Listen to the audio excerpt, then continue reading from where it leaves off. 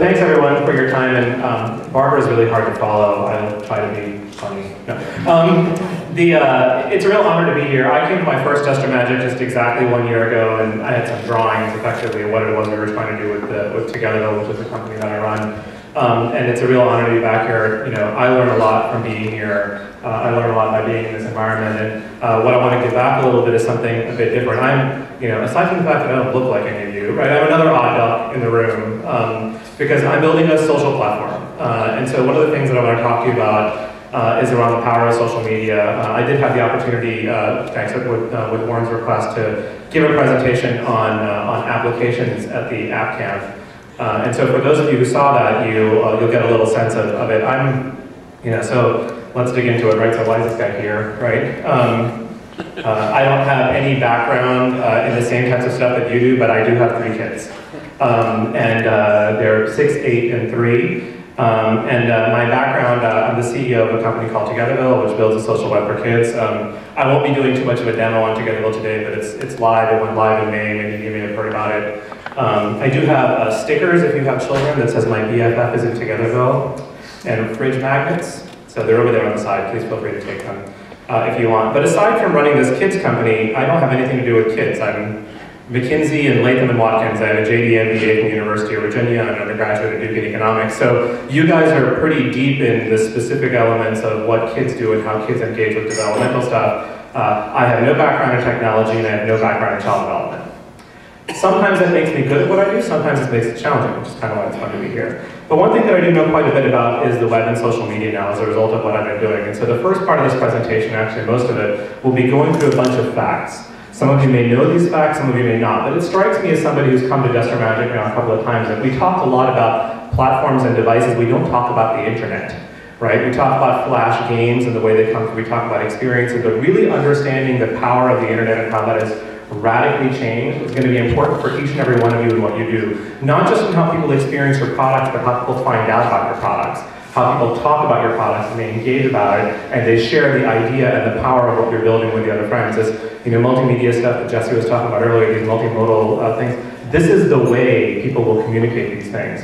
And it's not like the internet is new, right? All of us have figured out the internet's been around for a while, but broadband is. Right? The actual presence of broadband and the ability of people to get really rich media into their homes is something that didn't really exist before. So these are some pretty staggering numbers. I don't know if any of you are like, the numbers of the internet users approaching 2 billion. Obviously the US is a big market, but take a look at Asia and Europe. These are people who all have access to the exact same information. Now, you can sell an Xbox product, and you gotta have an Xbox to use it, right? You put something on the web, all these people get it. Every single one of them, right? And so the power is pretty staggering when you get right down to it, right? Number of emails sent in 2009, 90 trillion, okay? So we're quite comfortable with electronic medium for communication. And so as we start to think about what are the traditional ways of getting in front of people, well, this should become traditional now. Right? You have to be able to expect that people will engage with one another. Now, email is a pretty cool thing. Like, I started using email. I was the first class at Duke University, class of 1992, to receive an email account. Right? That means that the class before me didn't receive an email account, and they started to use email in the professional world, surrounded by people who hated email. Right? When I went to go work at my law firm in 2000, I would have a partner tell me, "I'm sorry I didn't get back to your email. My secretary's printer's not working." Okay, that no longer exists. That's the number, it's 90 trillion. Pretty much everybody on the web is using it right now, so let's get used to that. Facebook, right? And we'll talk a lot about Facebook today. If Facebook was a country, it'd be the 3rd largest country in the world, right after China and India. So in terms of a place, in terms of a market, when people talk about the power of social media and they talk about how it has the potential to transform the world, it is in many ways a reflection of the world. 500 million people now. I put money on 3 years of being at least 1 billion, right? 2 billion people on the web right now, 500 million of them on Facebook. It's growing at a pretty dramatic pace, and these guys know what they're doing. And what is Facebook? It is a platform. It's not a culture, it's not a game, it's not a context, it's a platform. They're building the pipes of the internet. They're making it possible for me to communicate with my friends, and you to communicate with your friends, and they're not the same people. And we're not talking about the same thing. right? And so when we talk about the power of social media, we don't talk about just the media itself, we talk about this, which is incredibly transformative, right? The number of minutes spent on Facebook per month, right? And that's almost 4 times what it was last year. So you want to get people's attention? This is where they are. Do the math. 500 million people, 500 billion minutes a month. That's 1,000 minutes per person per month on this platform. How many of you think your kids, subjects, parents play your games 1,000 minutes a month? Right? They don't. So this is an incredibly powerful thing to think about, right? The amount of content that people have been posted to Facebook every month. Okay, again, an entirely different perspective. This is not just people consuming, this is people publishing. These are people who had a video they liked, or had a comment that they wanted to make, or a game score that they wanted. 25 billion means that that's 200, hold on, where's my math? 200 per person per month, on average, right? Is that right? 500 million, yeah. 50? It's a lot. Yeah. And it's 6x what it was last year. So you want to talk about growth? That's not a lot, that's a whole lot. That's a whole lot. There you go. And the thing is, and it's the speed of growth. And this is one of the reasons that I wanted to make this presentation, because last year, if I was going to make this presentation, that number would be 1/6 what it is today, right? So we're actually living through this amazing transformation. And I was actually, I'll make my own kind of comment here. I'm surprised at how little we've heard about it since I've been here.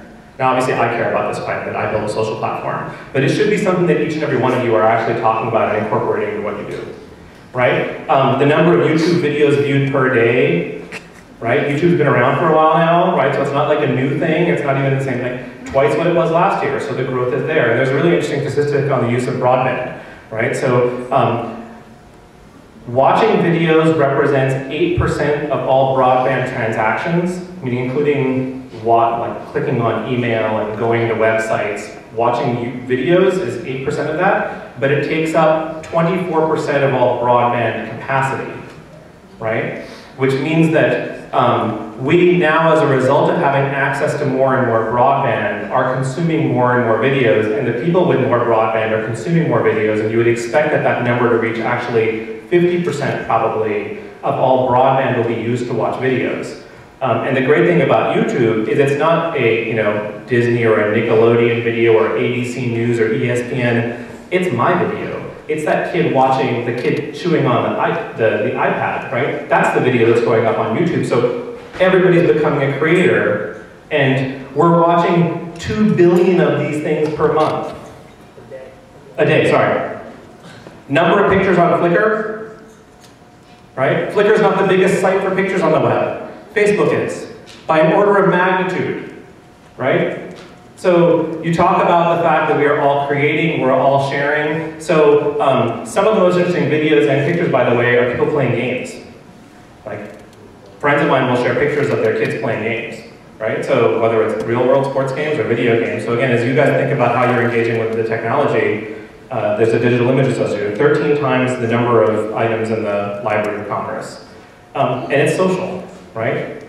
This is a great stat. 1 in 6, number of marriages last year between people who met through social media. Whoa. Right? 1 in 6. And if you can read the thing at the bottom, it says that's more than twice the number of people who met in bars, clubs, and other social events combined. All right? We are all social. We are all online. And what it's allowed us to do is to make connections that we otherwise never would have made, and about things that we never had the opportunity to talk about before. And when you think about the power of transformation, it's quite significant. Well, here's the real impact, right? Kids are leading the world's transition to digital media. We saw the videos that Warren put up the other day.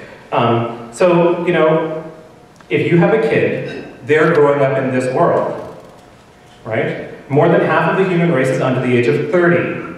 That means they were all born after the internet. So, what do you think they think about it, right? They actually don't have a choice. So when I showed the picture at the beginning of my 8-year-old, my 6-year-old, and my 3-year-old, It's because if I want to engage with something, I have to have a reasonable expectation that my kids will engage in the exact same thing. And so I can tell you that I like Facebook, and your best friend may tell you that you like Facebook, and you can say you don't like it, or you don't use it, or you don't know so-and-so uses it. But the facts don't lie, right? At the end of the day, it's the biggest single technology movement I think we've ever experienced in our lifetime. The magnitude of the difference that it creates as a result of the experiences we now have are transformative. People are getting married as a result of it. Kids are growing up surrounded by it. You can put your kids in front of videos. They have this expectation that the people who they know are there. They're in that computer. They're accessible through that medium, right? And so when we talk about social media, everyone's like, well, what is it? And it's like water. You don't actually notice its presence, right? It's there. It actually, it's like the river out there, right? There's a lot of stuff that's happening, and it means different things to different people. But its power is absolutely, unmistakable. And ozone water does some cool things, but it's combined with other compounds that enable this environment in all forms of life. And that's what I would say to you guys, right? You may or may not believe that you make social media, but in the context of social media, what you make becomes more powerful, right? When you can have a bunch of people who love your game talking about it using social media, when you can have videos posted of people competing on their scores, when you can have people publishing their scores using social media, that's the power, right? So you don't have to become a social media person. You have to make your stuff work in a social media context, right? So it's just refining absolutely everything that we do, right? You go to work, there are people there on Facebook. You think they're wasting their time? They're actually connecting with people that they know, right? It may or may not be work-related, but they're building their networks. What's LinkedIn? I mean, LinkedIn is a social professional network. So I check LinkedIn, I live in Silicon Valley, so fine, maybe a little odd, but I check LinkedIn before taking any meeting, right? And what does LinkedIn tell me? It tells me who my friends know. That's pretty powerful. I couldn't find that out before without calling all of them, right? But it takes me a couple of seconds now to figure it out. It tells me how we play, right? What are we engaging in? How many of my friends are actually on Farmville, right? What are they doing on Farmville? What do they post their most recent score? What is their achievement? What do they care about? It gets reflected in social media. When people talk about their interest in politics, they talk about their interest in society, or they talk about some great video that they watch, I learn as a result of what other people have shared, right? So previously, I would have to have a dinner with a friend of mine in order to be able to have a real dialogue with them about politics. Now it happens on my Facebook stream, right? These are things that are very different, and it's not trivial. They can be really deep and meaningful. They can be you threw a cow at somebody, right? It could be whatever you want it to be. But it changes the way we create, the way we collaborate, and ultimately the way we will look for things. So I'll make this other distinction again. I'm deep into stuff. I'm happy to answer questions about it. There are three primary different types of social media platforms.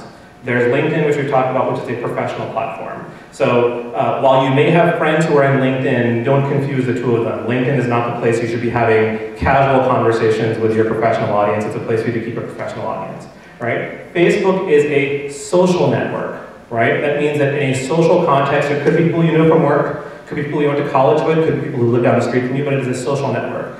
Twitter is an information network, right? It is not bilateral. It is unilateral. I tell people things and they can choose to follow me if they want.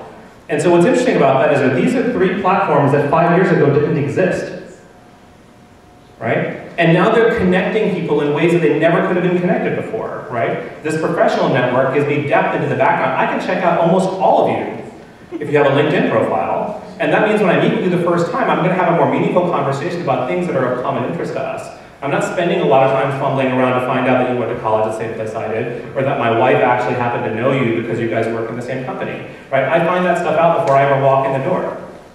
With my social network, I get a chance to passively connect with 500 or 600 people, right? These are people who I went to college with, people who I grew up with in North Carolina, like rural folks who I've lost touch with after a long time. We wish each other happy birthday all the way down to sharing pictures of them on their vacations.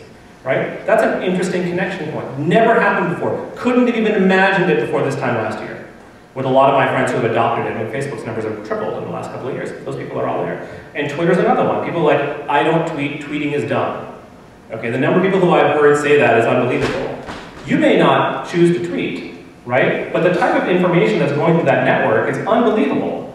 The types of links that are being shared, the types of commentary that are being there, the volume of commentary on a particular topic tells you something, right? And so an information network like Twitter has a tremendous power. So social media is completely redefining so many different things, and if you blinked 5 years ago, you may have missed it. But now is the time to actually get caught up on it, because it has a lot of real important ramifications for what we do. One of them has to do with kids, right? Kids want Facebook, right? Unilateral statement. Kids want Facebook. Kids under 13 are not allowed to join Facebook. Children's Online Privacy Protection Act. I won't go into all that other stuff that's there, but the reality is that kids want this. They think they do. Why? Because mom's playing Farmville. Because their friends are talking about it. I don't know about the rest of you, but my children have 2 friends. Everybody and nobody, right? Right? They only have 2 friends. Everybody's on Facebook. Okay, and so whether or not that's actually true is an entirely different scenario, but that's the perception that's been created in the minds of children, that anybody who's everybody is on Facebook. Parents don't know what to do, right? They're up in arms. Keep my kids off Facebook. Facebook's horrible. Wait, didn't you just share a cow with me, you know, on Farmville? Don't tell me that Facebook is horrible. Like, don't be a hypocrite. Right? The reality at the end of the day is that Facebook is not for children, but that doesn't condemn all social media. We have to find a way to allow them to get the power on it. I understand the need to keep kids off of Facebook, and it is a legitimate one. This is a room full of people who care about child development. Age appropriateness is important. Facebook is not an age appropriate platform. YouTube is not an age appropriate platform for children, period. Right? I'll happily take anybody to task on that issue. You do not leave children there alone. I use this example all the time. I love New York City. It is a fabulous place. I grew up there as a child. It is fabulous because it is so unique. There are interesting great parts about it. There are interesting bad parts about it. I would never take my children to New York City and leave them alone. Okay? The internet is the exact same thing. There's a lot of really interesting stuff on the internet. Tons and tons and tons of it. Right? There's also a lot of really creepy stuff on the internet. And it is not all for children. And just like you wouldn't leave your kid alone in New York City, you cannot leave them alone online. And so when you have parents who are like, keep kids off of Facebook, or kids don't need to be on the computer, they're onto something, but it's not the whole thing, and finding a more refined answer is going to be important, right? So the key issues for kids in social media. 1, parents are a child's hero. If you use it, they're going to want to use it. So don't expect to be able to get out of that one. There are no norms, right? So how much, how often, in what way, that's not been established yet. So until that becomes established, we're all kind of fishing around for the answers. Kids don't know what is appropriate. Don't expect them to, because parents don't know what's appropriate, right? So until we can get a little further down the road, it's an important thing for people to understand. You don't condemn the medium because the norms haven't existed yet. The entire medium hasn't been around that long. Strangers, right? Don't let your kids talk to strangers. You don't let them do it at the park. You don't let them do it online. So know exactly who they are and what they're doing. But this is not about being an overprotective parent. It's just like saying, don't somehow assume that because there's no one physically standing in front of them that it's not dangerous. It can be just as dangerous. It's a lifelong journey. Get them started early and figure out how to make things happen. Now, obviously, I run a site that does this, so you may find it a little biased. But I think the rest of their life will be online and social. Getting them started early is important. It is about creation and expression, and this is one of the things that I don't want to miss, right? Ultimately, when you have kids engaging with games, you have kids engaging with curated experiences, creation is something that all kids do from the very first day. You give a kid a blank piece of paper and a crayon, you get back a picture. You may or may not like it, but they'll do something with it. The web is the same way, right? Kids have the opportunity to create all kinds of things. You know, Chris is sitting over here who's created an amazing platform for kids. Creation is important. I don't think this group, and this so far this year, is talking enough about it. Giving kids opportunities to create and then express. And it is the lifeblood of it. If you take a look at what happens on Facebook, it is pure expression. I am sharing a picture of me with you. Not every picture I ever took. The pictures I picked to share with you, that's my expression. This is the way I want you to perceive me in my vacation, right? This is the achievement that I want to share with you. This is the link to a video that I want to share with you. This is the person's page that I think is really interesting. These expression things are just as relevant for kids as they are for adults. And you need to do it together, right? Social is social. Don't expect your kids to have an experience and you to have a separate experience. If you are a parent with young children, this is the time, this is the place to do it with them together, because the internet is not a drop-off party, right? It's not the place where you can just kind of dump them and walk on away. If you do that, bad things will happen. So Warren made a comment earlier, correct? This time last year, I had drawings. Now I have a site that's up and running. So what have we learned? One, this is extremely hard. Right? It is a moving target. There is no question about it. People have all different types of attitudes towards it. The rate of adoption is unclear. but social is evolving, right? Norms have not as yet been established, so there's still a lot of way left to go. Kids, this is actually not a problem with making money, by the way. Reach is the issue, right? So all of you who are trying to figure out, is this an area that you want to go into? There are a great number of examples of companies. There's a question like a year ago whether or not Zynga actually made more money than Facebook, right? So monetizing through social media is actually not the problem. Reach is the problem. Building communities, having those communities having meaningful things so they're not manufactured is actually quite important. Kids are fickle, but content drives a social experience. So Togetherville is a social context platform. Facebook would not exist without YouTube and Zynga. Okay? Without people sharing videos and without people sharing experiences on games. Obviously, those are examples of all the many, many things that would also be there. Togetherville and other types of social media the same way. So there's a great symbiotic relationship between the pipes of the internet, which is a social platform that you're on, and the people who produce content. They are not the same thing. They cannot be the same thing. But content is the lifeblood of the social experience. Iteration and speed matters. This is not an 18-month cycle. If you ever want to do anything in this space, do it in a week. Get it wrong and do it over again, right? So there's no such thing as a perfect social media strategy. Whatever you do the first time will be wrong, period. But that's okay, because that's the way the whole thing works. And when you talk about the fact that Facebook didn't exist before 2004, it didn't get past 10 million users until 2006, it got to 200 million users in 2008, and it's crossed 500 million users now. Wake up, it's going fast, right? And this social thing requires scale. Right? So don't try to go after the cutesiest little platform, right? It's about size. Facebook is a legitimate contender. There may be others in the future. There may be others that come up over time, but scale actually does matter. And scale requires time and money, which is the reason that Facebook is such a highly valued company. This is my last slide on takeaways, right? So play is social, kids are social, right? Let's not avoid that. Isolation has never been something that we've always wanted in our children. Right? We've always wanted them to be connected to each other, and we want them to play and have fun. Today's adults were kids once, so expect them to engage with kids the same way. I think a lot of you build for them. We don't really talk about it as much. We actually have the first generation of tech-savvy parents. So the parents of very young children, not teenagers, but very young children, themselves grew up using technology. Anybody who's younger than me had a significant experience with technology while they were still in their formative years of education. Anybody who's older than me may or may not have. It just depends on who you're hanging out with. But the question is, for all time going forward, you will have people who are more and more comfortable with technology. So the more and more comfortable